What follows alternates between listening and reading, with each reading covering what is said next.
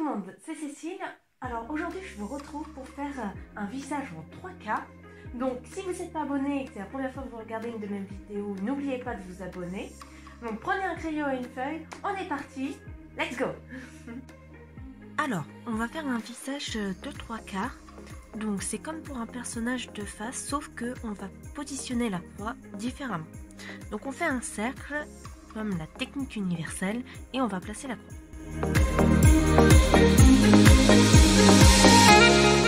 Donc là, on va pas faire une croix toute droite ici pour pouvoir mettre les yeux comme ce qu'on faisait pour les de face. Comme là on est de 3K, il faut mettre la croix de manière à ce qu'elle arrive plus par ici, plus de ce côté-là ou de ce côté-là, ça dépend de quel côté vous allez orienter le visage. Et on va éviter de faire une ligne droite, il faut faire une légère courbe. Donc à partir de là, on peut positionner les yeux. Donc là, comme vous voyez, l'œil ici, il va être là.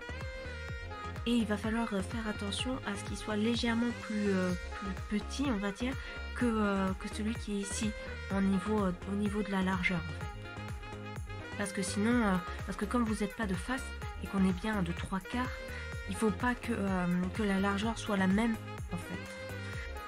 Parce que sinon en fait c'est comme si vous faisiez un personnage de face. Donc on commence à faire les yeux.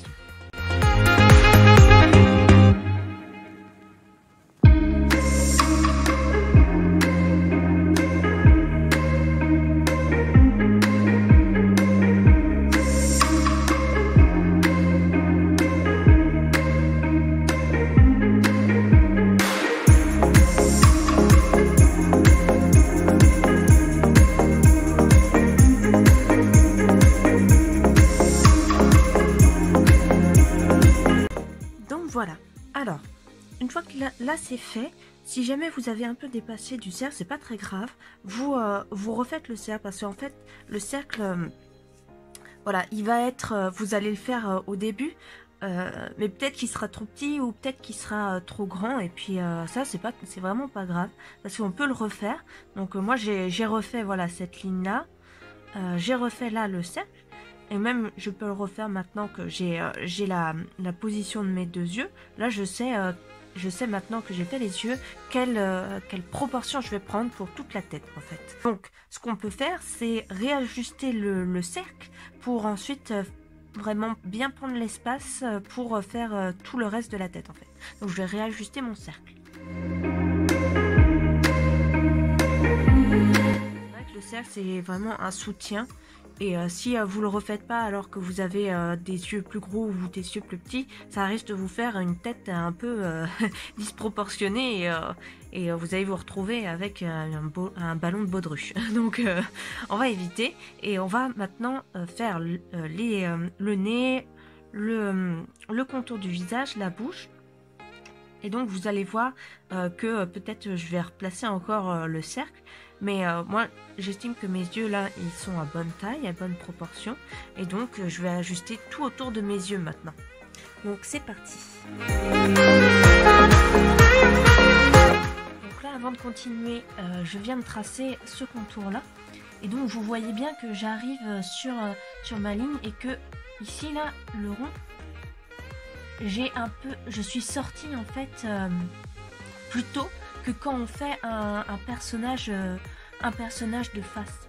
Et ici, on va revenir plus proche en fait du cercle que là où on est sorti ici. Donc on sera déjà dans le cercle par ici en fait. Et cette ligne-là, elle est vraiment très importante. C'est un soutien pour nous dire où est-ce qu'on va s'arrêter, la ligne là, par rapport au nez en fait, parce que le nez on va le positionner aussi par rapport à cette ligne-là. Et je sais où je dois m'arrêter pour faire le menton. Allez, on continue.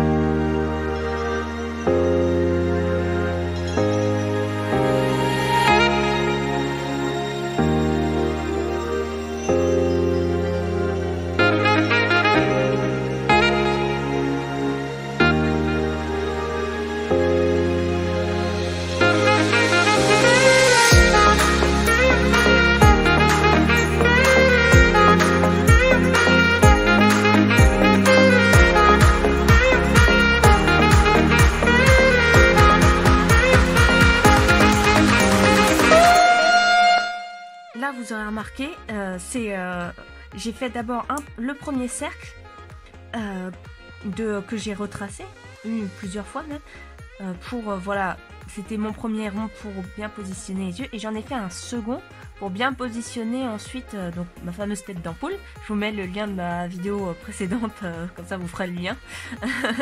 Et donc là on voit bien que voilà, ici j'ai positionné le début de mes cheveux, et là j'ai positionné la fin de la tête en fait. Ici j'ai mis un peu de volume, mais voilà, là ça dépasse pas, et on voit bien que je suis partie du contour du visage là, et j'ai continué le cercle.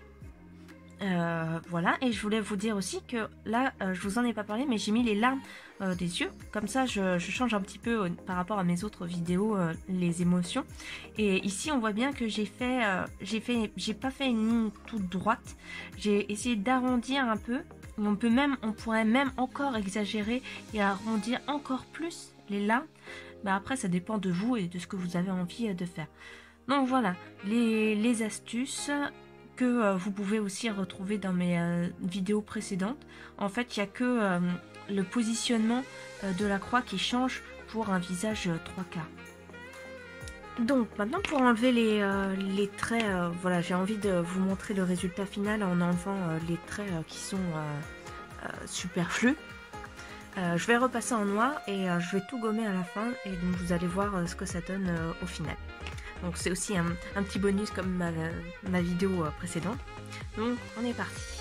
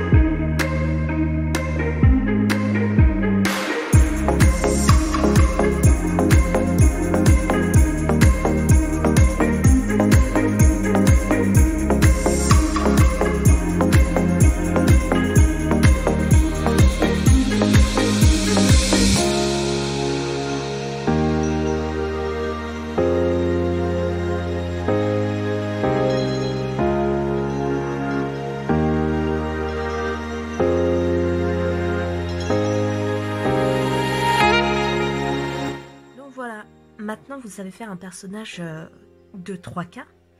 Je voulais juste vous montrer un peu l'effet final, on va dire, du personnage. Donc, j'espère que cette vidéo vous aura bien aidé. Donc voilà, maintenant vous avez vu comment on fait un visage en 3/4 en manga. Donc voilà, l'important c'était vraiment de bien savoir positionner les yeux et vraiment de bien orienter le visage de manière à ce que ce soit vraiment 3/4 et pas de face en fait. Donc j'espère que cette vidéo vous aura bien aidé. N'hésitez pas à me mettre des commentaires en dessous de cette vidéo. Donc n'oubliez pas de vous abonner. On se retrouve la semaine prochaine pour une nouvelle vidéo. Donc maintenant c'est à vous de jouer, alors à vos crayons.